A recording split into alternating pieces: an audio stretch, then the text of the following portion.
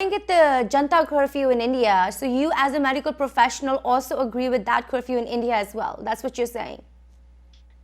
Absolutely.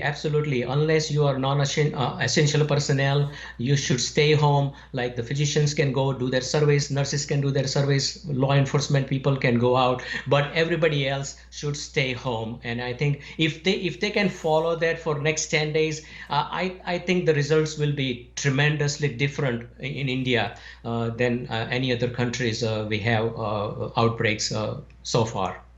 Would you say to our audience that is watching you on ITV Gold right now that a lot of these measures are for precaution? It is to prevent, it is to really stop. Would you agree with that statement? Absolutely, because there is no specific treatment, there is no vaccination. Right. The only thing you can do is to prevent this virus getting into you. How can you do that? Not going outside, washing your hands, covering your cough. I think these are the simple and easy method steps you can take.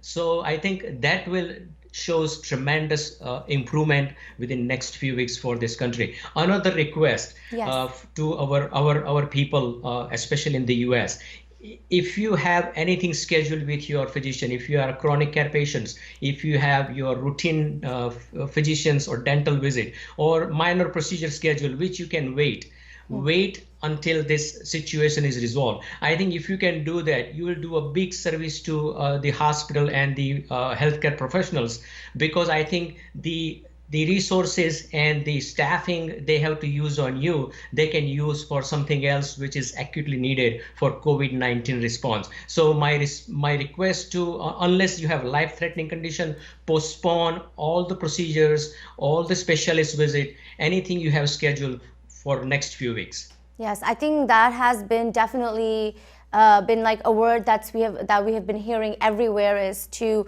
avoid going outside as much as you can. If it's not a necessity, please stay inside. Help us stop the spread. Doctor, you are one of the leading medical professionals from New Jersey, one of the community leaders for the Indian associations here as well. What is your biggest concern as a medical professional right now? According to you, what are going to be some of the issues we will see in the next few weeks that perhaps our community or our medical professionals should be preparing for? I think we need to see the compliance from people to stay home. If they can stay home, isolate themselves. If they are sick, don't rush to the emergency room. Call the doctor before they go to the doctor's office. Simple steps, covering cough, washing your hands. I think all these minor steps, if they can take, we can definitely within next 2 weeks reduce the spread, reduce the containment, flatten the curve. We may see cases probably next few months, but I think as long as we can reduce the daily number and the mortality, I think that is the key right now for the government to ensure that everyone is safe to go out. Doctor, I wanted to take this platform while we're still discussing the impact of COVID-19 and other resources and other issues related to it. Mental health awareness has become a big topic for this week as well, especially with a lot of layoffs that have happened due to the economic fall in the country, as well as the concerns about this virus itself has caused so much chaos, anxiety, and issues in the community. How do you address this mental health crisis that is also developing right now? And as a medical professional, your advice to individuals that are feeling that stress, that anxiety? So as we all know, this is a very rough time. This is like a once in a lifetime situation for our country, public health crisis, especially unemployment, business shutdowns, or volatile financial market. These are the biggest concern. A lot of people are very uncertain and anxious, and I think this lot of anxiety can lead to depression, sleeplessness. Those are the main concerns for the mental health side. My sincere request is to focus, stay positive.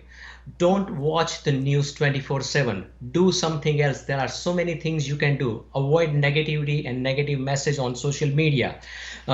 Do exercise. Go out for walks, jog, or cycling. There is no restriction on going on those things. Read books. Watch some movies, doing some yard work. I think these are some of the steps if people can take we can definitely reduce the anxiety, reduce the overall impact of mental health, because I think the acute mental health become chronic mental health, depression, and many other issues later on in life. And I think we don't want that. We already have so many mental health issues in this country, and I think we all need to work together, helping each other, and I think we can reduce the overall stress in someone's life.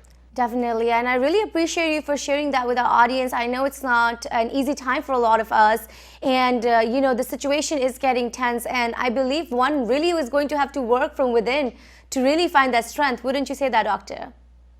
Absolutely, absolutely. I think there are so many organizations, or even the gym, offer some virtual exercise or yoga or meditation. I think we should all get together and do some activities like that.